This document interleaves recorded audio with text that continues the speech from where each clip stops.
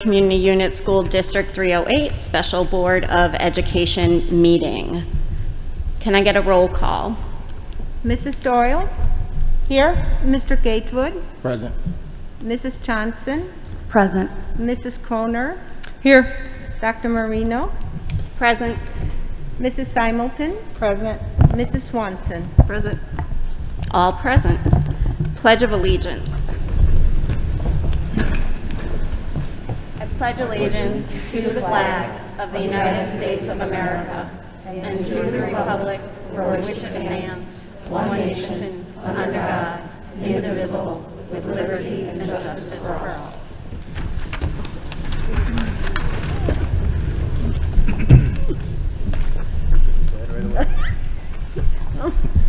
On behalf of the Board of Education, I would like to thank the public for attending tonight's meeting. We value the feedback we receive from our residents and encourage everyone to take an active interest in their public school system. Residents interested in speaking to the board this evening are asked to have completed a comment card and presented it to the secretary to the board. When the secretary calls your name, I ask that you come to the microphone, state your name for the public record, and provide your feedback. Please note that comments are limited to 3 minutes per person and 3 comments per topic.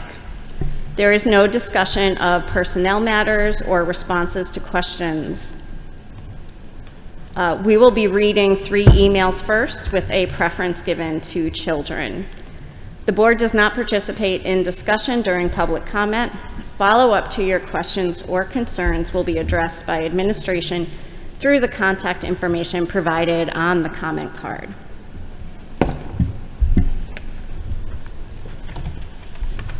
Did you provide me with the information? There's something behind your computer. Apologies. Okay. Public comment statement. We read that. Okay.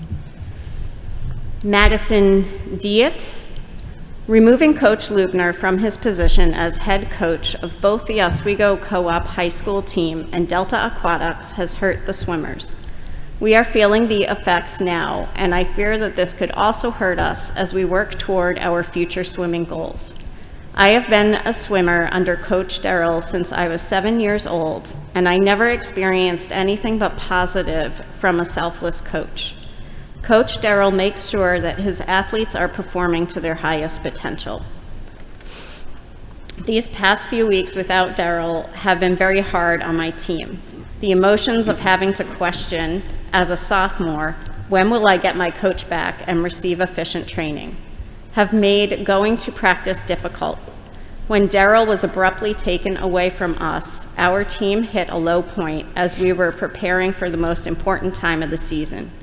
Even though everyone was in shock and full of emotions, we were able to come together and lift each other up in the way that Darrell has always taught us. Coach Darrell has always demonstrated the importance of being a good teammate. He has always told us that no matter the situation, we always work to bring each other up and never leave anyone behind. Please bring our coach back.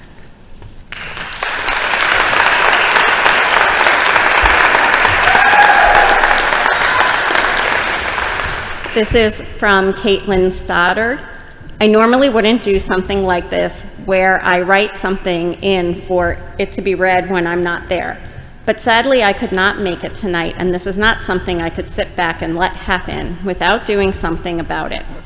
Coach Darrell is one of the most hardworking and committed coaches I have ever had in my last 15 years.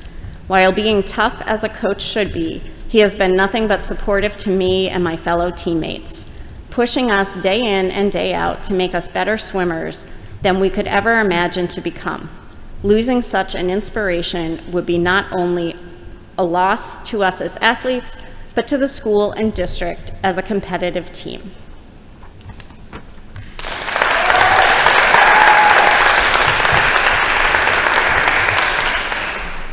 Hello, my name is Jackson Oostman.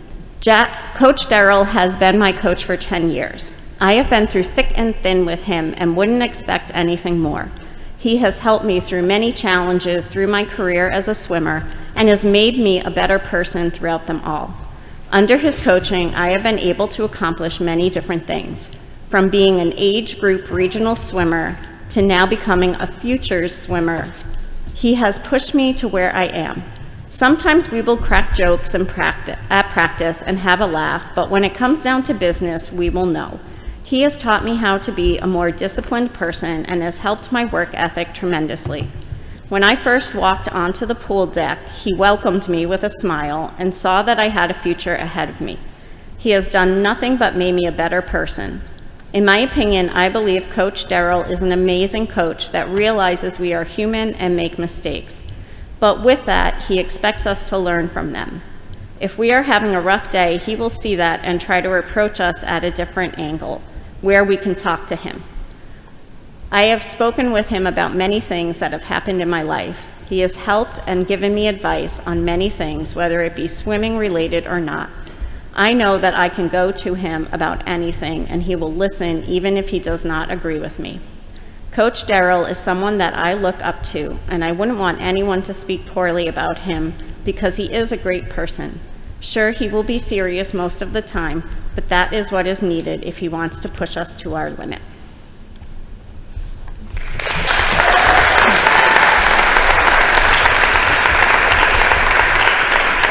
Kaltra Osman.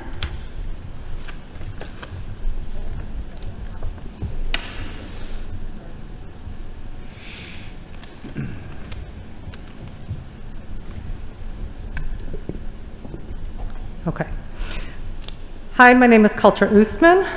My family has been a part of Delta Aquatics since 2011. I've chosen to speak today because I feel that my past attempts for answers have been futile, including a general response that I received from Mr. Sparling with the wrong child's name on it. I believe Darrell Lubner's character and his ability to be a suitable and effective coach are in question today. There have been rumors of harassment and bullying. As a woman of color and minority, and have been on the receiving end of harassment and bullying throughout my whole life, and most recently have experienced by students in your district, I can assure you that this is not the case. My case was brought to the board and was casually dealt with, and was not put under the severe scrutiny that this situation has been. During this hiatus, we have been without our coach, and this has affected our kids. My son had his first panic attack during sectionals during his 400 IM, had to get out of the pool, fearing he could not make it through his race. This is a race that my son excels at. This is his race that I expected him to medal in, and instead he got out of the pool after the first 100 meters. He looked at me, he stated, "I couldn't breathe. I looked up and I saw no one. It was scary and I had to get out. Where's Darrell?" So that's the question here today. Where is Darrell Lubner? Where is the man that our kids have come to rely and count on? Where is the man that has coached them throughout the season and led them to the championships? If you feel as though it doesn't matter and that another coach can just come in and take his place, you are clearly mistaken. During this quarantine, we've all been able to attend any of these swim meets. But after every race, my son's first question is, did Darrell watch? What did he say? Is Darrell stern? Yes. Is he strict? Yes. Does he expect a certain amount of discipline? Yes. But what perhaps you don't see is the man behind the hat and the goggles. I've seen him laugh and joke with the kids. I've seen him discuss things with kids that have nothing to do with swimming, such as movies, golf, and his favorite taco places. He is a father, a teacher, and a husband. But most important, he is an outstanding role model to our kids. So please, I ask you to give him back to us. My son depends on him. My son needs him. We all need him. Thank you.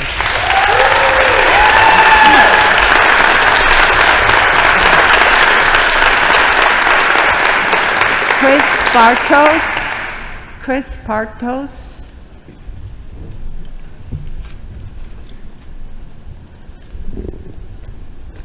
My name is Chris Bartos, and my wife Jen and I are parents of two daughters who attend District 308 schools, OEHS and Murphy Junior High.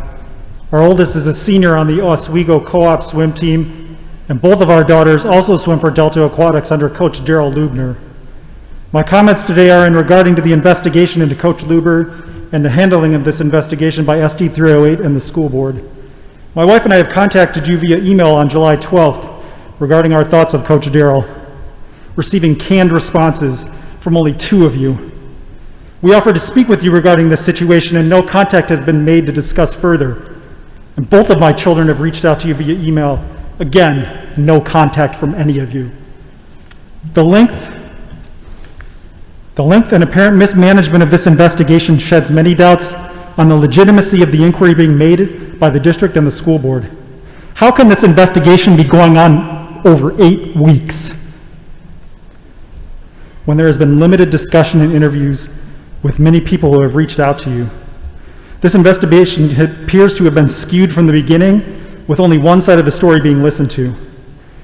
It's also very discouraging to see individuals associated with this investigation interacting with Coach Lubner's alleged accusers on social media, only to have the post deleted after the fact so that no one else can see it. If there is a conflict of interest in this investigation, how can anyone in the community expect that there will be a fair and legitimate resolution? I'm not here to legislate who anybody should be friends with or associate with. However, when it comes to the decision of this magnitude, conflicts of interest must be taken into account. Our comments to you have been in favor of Coach Lubner and his coaching of both the high school and Delta aquatic swim teams. Please be sure that my wife and I take these accusations very seriously, and when it comes to emotional and mental health, it's very important when it comes to my kids. We cannot stress enough that if we felt that there was a situation where they were being emotionally or mentally harmed, we will pull them out right away. I have the utmost confidence in Coach Darrell Lubner and his ability to teach, coach, and motivate our children. Coach Lubner continually looks to get the most out of his swimmers' ability, and he does work his team hard. One thing you'll never hear any of his kids say is that they had an easy practice or that they were not expected to try their very best. He's a true leader and taking his personal time to mentor his athletes and help them attain their goals. I find it very disheartening that there appears to be a smear campaign levied against Coach Lubner because a group, as we have heard, wants to take him down. What this has accomplished is defaming a respected coach and teacher while leaving many swimmers floundering. Our senior daughter needs her coach and mentor as she looks forward to college in 2022 and has had no access to him for the last 8 weeks. Delta went through their championship season without him, and the high school season started this past Monday without a coach. We ask that you are transparent in your communication to us and update us regarding the process and come to a quick resolution. Thank you.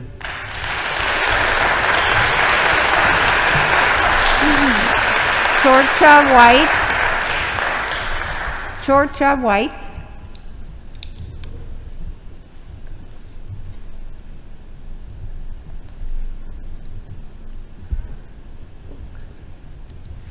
Hi, my name is Georgia White, and I stand here today as someone who swam at Oswego East with Delta Aquatics for 11 years, from 2007 to 2018, and even a little bit last year during the COVID shutdown when I was living at home and Darrell was kind enough to let me swim with the team when I could not be with my college team. I swam directly for Darrell for 4 years, 50 weeks each year, 20 plus hours a week. That is roughly 4,000 hours that I've spent with Coach Darrell Lubner, and I'd like to think that qualifies me to be a good judge of his character.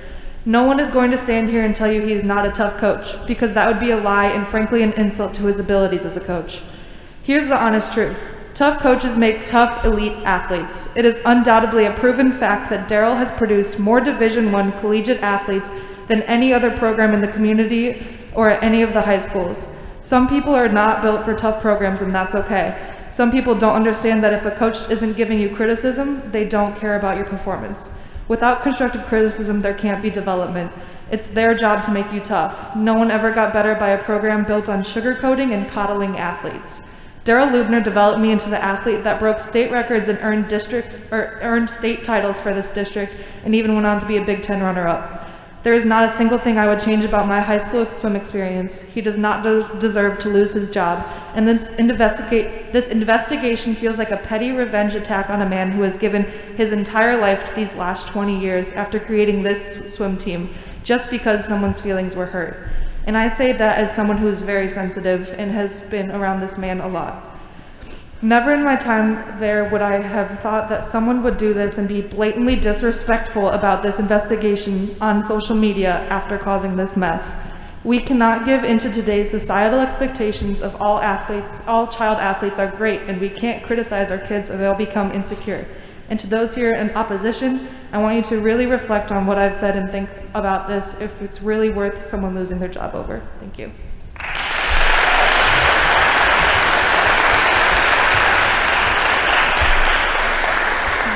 That will be the last comment on that topic, and we'll have 3 more speakers, public comments.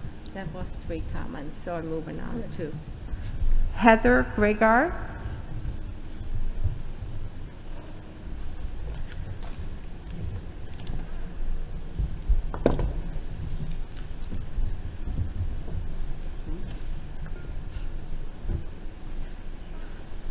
Hello, my name is Heather Greger, and I have 2 children in the district. We've been a part of this district for the past 13 years, so it's been quite a while. I just wanted to start off by saying the thing I love most about this district is the awesome teachers that we have encountered. We have some pretty amazing students too. And that's why this district is so special to our family. So I came here this evening to share my concerns and disappointment with the proposed safety plan. I do not understand why we are testing healthy children and masking healthy children in order for them to receive a free, appropriate public education. I question what data and facts were used to come up with this decision. Quarantining healthy children and teachers will have a negative impact on our children's education. Why are we basing the metrics off of all ages when the school population mainly consists of ages 0 to 18? Choices have consequences. To date, over 35 schools have decided to remain mask optional. Please don't tell me there is no choice, because 35 plus school districts prove there is. Why are there no considerations being made for our special needs students? The data shows they were impacted the most during the shutdowns, and you are continuing to ignore this fact. What laws are in place giving schools authority to discriminate based on medical inability? I'm not aware of any. And why would you create a policy that can expel a child for simply not wearing a mask? This is unacceptable. We have a choice. We can get scared and run away, or we can stand up and fight. ISB does not have the authority because it would be in the school code, the law. ISB does not have authority to strip a local school district of its discretion to force upon them this guidance. It is not expressly delegated by the legislator. HB 2789 is conclusive as to what our legislator intended with the current state of the law. It's pending in the legislature right now, so therefore it can never be inferred that the legislator never delegated that power. You can't infer this as part of law while simultaneously the legislative branch of government is considering an amendment to add it. Don't let fear run our lives and not the rule of law. Don't wait until our children pass out in gym class because they are forced to wear masks. Don't wait until our children's education and ability to hear adequately proves more devastating effects than it already has. Thank you. Ashlyn Pearson.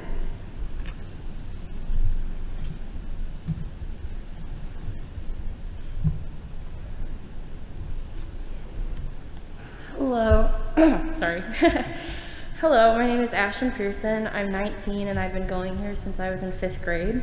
I am speaking in support of the safety plan and following the mask mandate at K through 12 schools.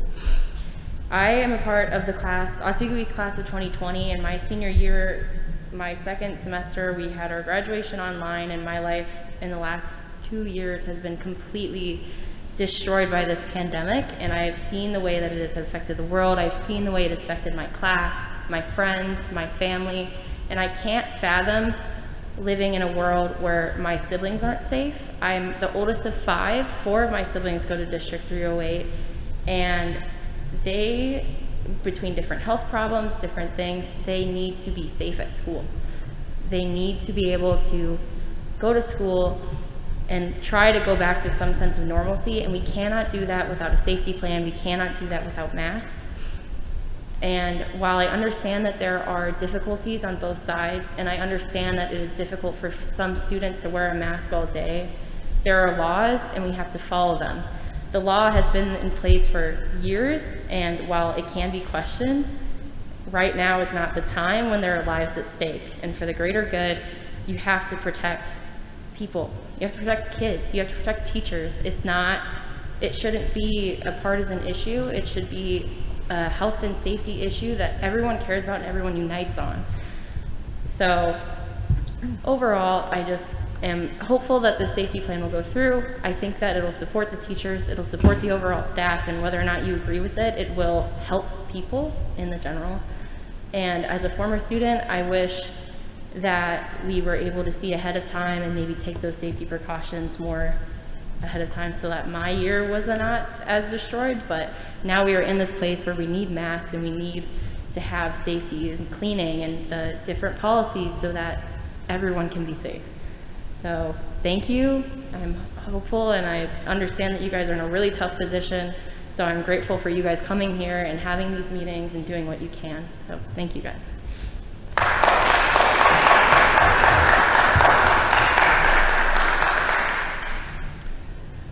Kelly Harms.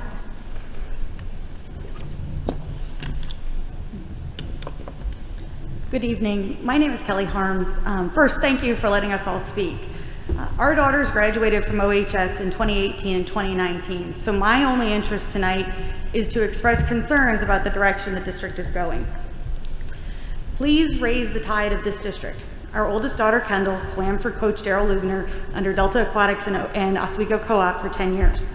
While I could add to the chorus of praise for Daryl Lubner based on impact he had on Kendall and our entire family, I would rather take this opportunity to raise what I see as a systemic problem. Lack of diversity. We teach diversity and inclusion in race, sexuality, and religion. However, we no longer teach diversity in thinking. We need to teach our children to respect authority figures even when they don't agree with the consequences and not teaching them this is sending our children out into the world unprepared. Daryl's name has been dragged through the mud by a few noisy parents who are weaponizing buzzwords like bullying and emotional abuse because they don't agree with his coaching style. Despite the success their daughters have experienced, these parents are district employees and they are aware of the impact of these words. I respect that they have a difference of opinion on Coach Daryl's coaching style. However, I resent the idea that their opinion is more important than the rest and they get to decide whether this coach stays or not. We need to teach children that it's okay to disagree without retaliation. As you can tell by tonight, there are many of those who feel Coach Daryl has been a positive impact on swimmers and the community. While the accusers are asking you to remove the best coach and because their children didn't like Coach Daryl's style, how arrogant it is of them to think that the rest of us think they know what's best for the rest of the kids. Please raise the tide of our district by allowing different viewpoints to coexist. Thank you.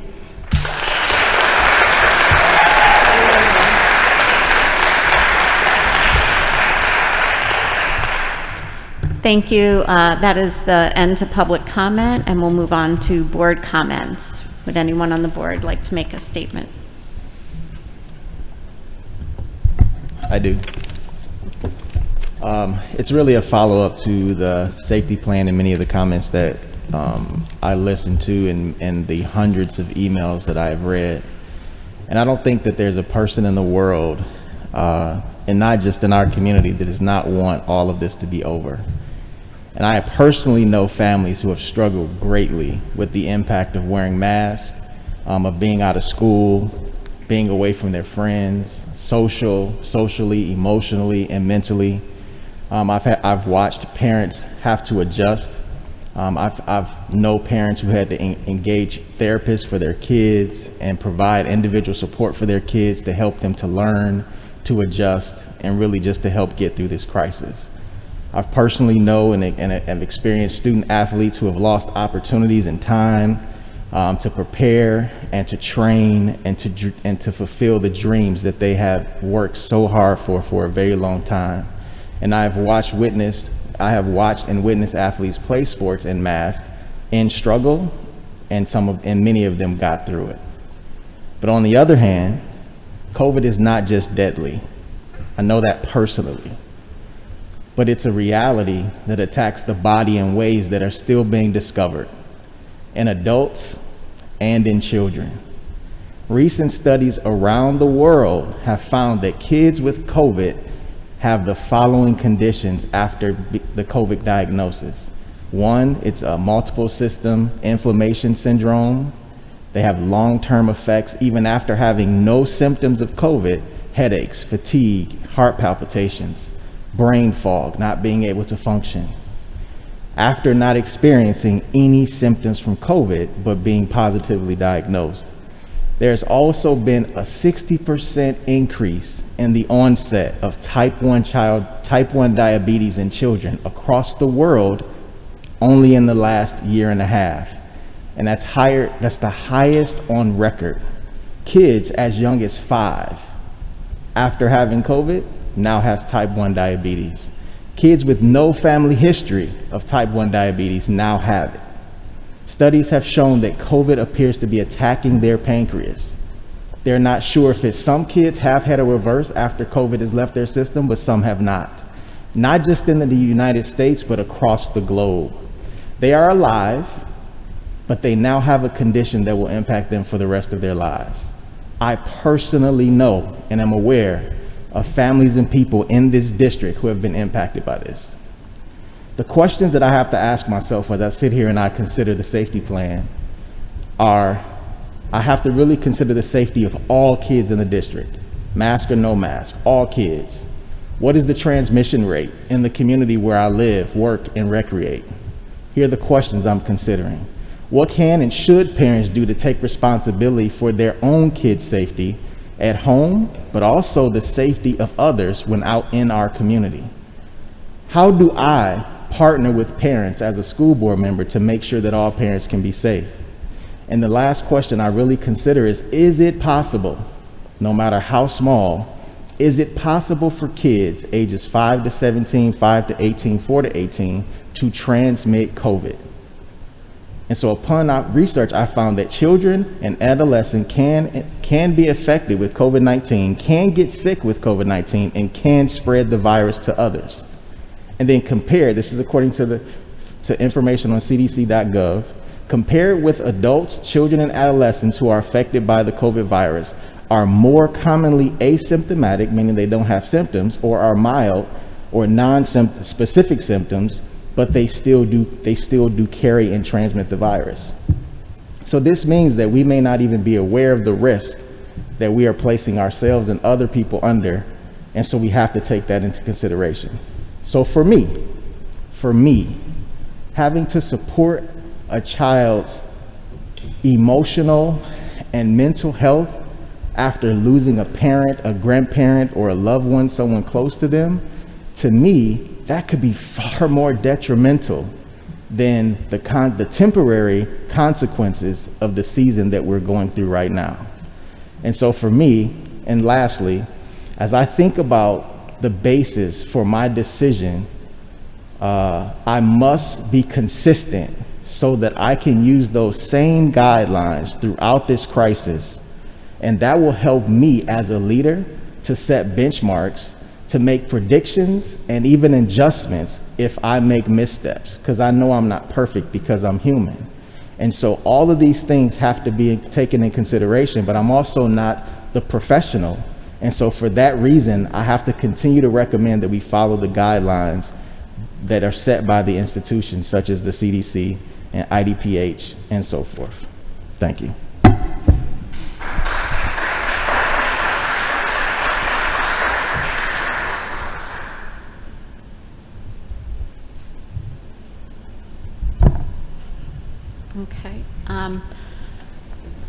I did write a comment for tonight, which I will read, but I did want to address one thing because it's I believe it's a misperception in our public that just needs to be straightened out. When people email the board and Dr. Sparlin, a lot of times you will only get 2 responses. And the reason why is that Dr. Sparlin is the voice of the district and the administration.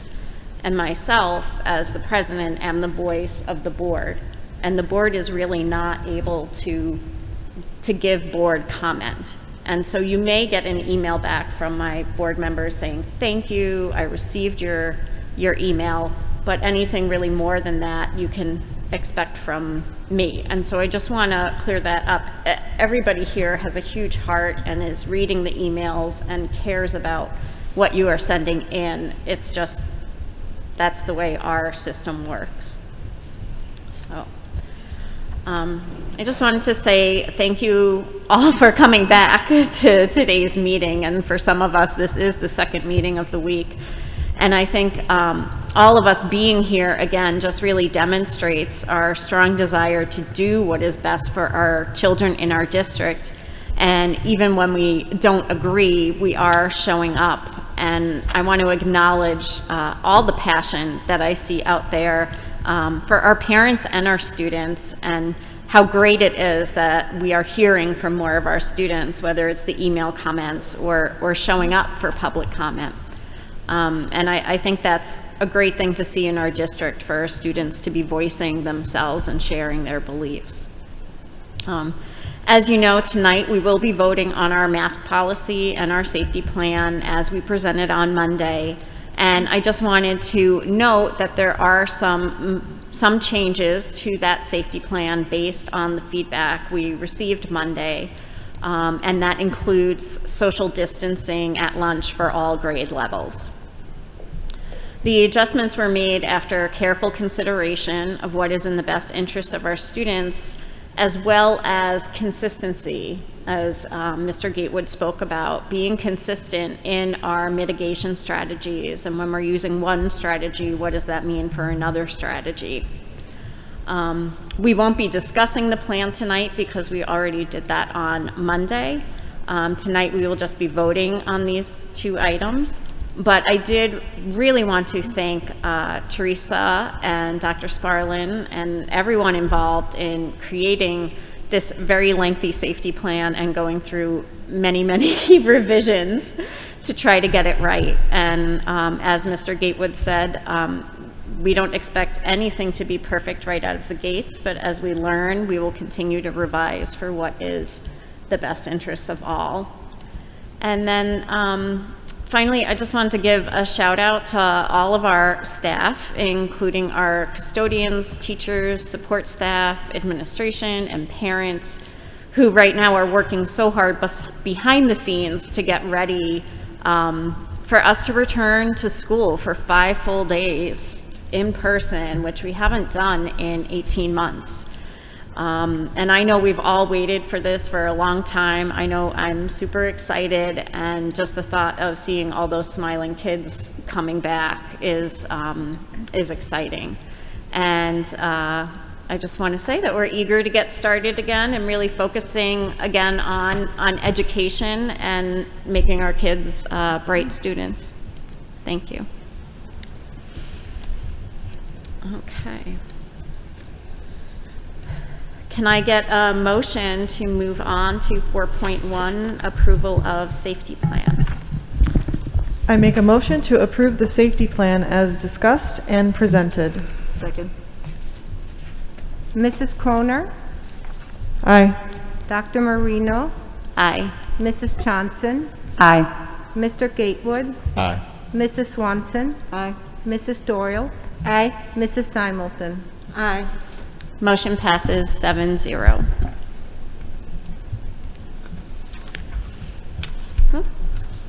And can I get a motion for the approval of board policy second read section 7.165, students? I make a motion to approve board policy section 7, students, 7:165. Second. Mr. Gatewood? Aye. Mrs. Johnson? Aye. Mrs. Doyle? Aye. Mrs. Swanson? Aye. Dr. Marino? Aye. Mrs. Simulton? Aye. Mrs. Croner? Aye. Motion passes 7-0. Can I get a motion to move into closed session? I make a motion to enter closed session under Statute 5 ILCS 120-2C1, the appointment, employment, compensation, discipline, performance, or dismissal of certain employees and individuals. 5 ILCS 120-2C2, collective negotiating matters between the public body and its employees or their representatives, or deliberations concerning salary schedules for one or more classes of employees. Second. Mrs. Simulton? Aye. Dr. Marino? Aye. Mr. Gatewood? Aye. Mrs. Swanson? Aye. Mrs. Croner? Aye. Mrs. Doyle? Aye. Mrs. Johnson? Aye. Motion passes 7-0.